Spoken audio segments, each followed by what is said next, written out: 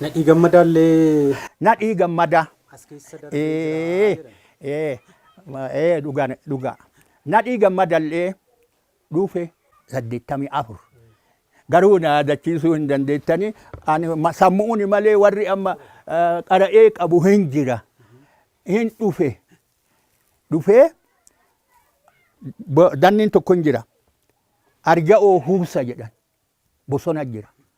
Iddoo aanaa martiitii fi iddoo aanaa gun'a jira. Ammas ima jira bosonni sun. Hin jira ammallee. Achi keessatti dhuysinee achi keessatti teessifna. Odoo teessifnu ijoolleen ABO tokko waraana san dhufanii waraanni sunillee as nageellee tana. Yoo san nageelleen jedhamu xaal'otaa jedhama.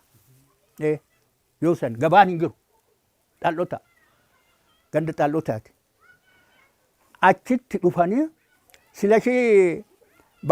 silashii mangashaa yoo san mandara agartanii 78 baay'ee na to'achiisa jedheeti gooba takka jira. Gooba san irratti mannaafasha jedhanii qorqoorroo ijaaratan. Qorqoorroo ijaaran achi keessa. Ijoolleen Oromootuun dhufte achi keessa galte.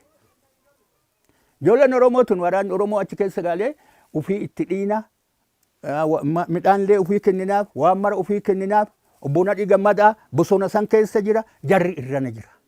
Jarri garuu wal quba qabu.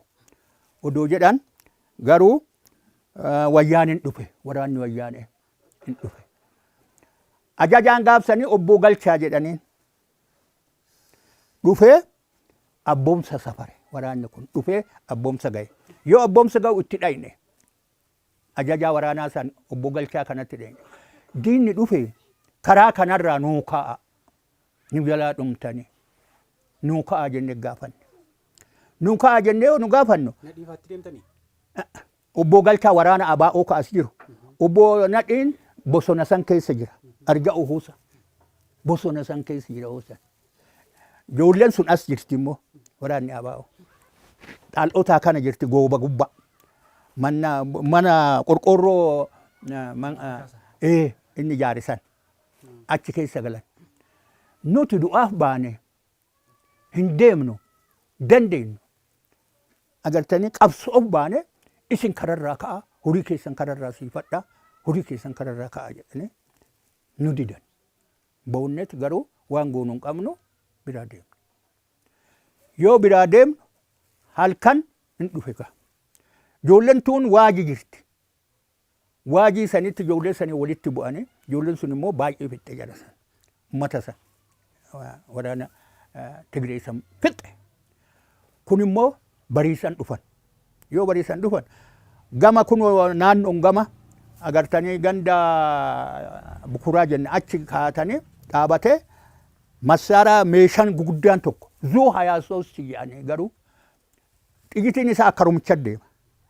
Achirra dhaabatanii itti dhukaasa itti banan ijoollee sanitti achirratti. Kun warri lafarra deemu waraanni jala dhaqa. Garuu sa'a lamarraa sa'a tokkorraa haga sa'a sadii wal dhawanii garuu warri waraana baay'ee waan qabaniif meeshaa gugurdaa waan qabaniif hin moo'atanii ijoollee teenya san hin fixan. Ijoolleen teenya san. Afachuga nadhiisii himaa jira. Amma ijoollee tana ka dhumee ka dheesse ka deeme jalaa hin bahe. Jarillee ka dhume hin dhume. Amma reefa ijoollee teenyaa tana dhayinee hin awwaalannaa yoo jennu. Wanni nutti zoorsisan.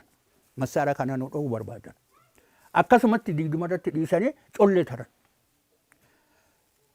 Collee taraniiti Muhammadiin ajjeesan achitti.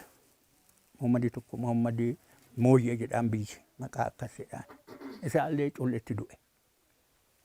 Amma haanuu galgalaa'u eenyeti halkan awwaalanne ijoollee san. Halkan dukkana keessa guurree awwaalanne. Guurree awwaalanne amma jarri nurra taree nadhiin asitti kutame. Dakanatti bosona san keessa. Nadhilleen ijoolleen tun dhumtee karaa gadhiifte yoo jedhu achii dhufee karama kana dhufee gaangee yaabbachiifne huqichoo jedhani asii karaa huqichoo kanaan buufne biyya Hararitti dabarsine. biyya Hararitti tare nu bira. Ergasii odeeffannoo isaan qabdan. Ergasii garuu akka dhageenyetti karaa machaaraa kan taree karaa galamsoo kana taree hancaaritti mana sheekotaa odoo taa'ee akka darasaa achi keessa taa'ee uffatee yoo achumatti dhoysan namni badii wayii himee helikopter hin bu'anii fudhatan jira. Ejjirii taa'ee ka'usan isaan fudhatee jira. Garuu mucaa akka dhageenyetti sunillee ima du'e namni isa wanjale sunillee garuu Oromoon teenatoon wal keessa jirti. Kana fa'aa dhaqqabe gaa. Illee akkanatti beeka.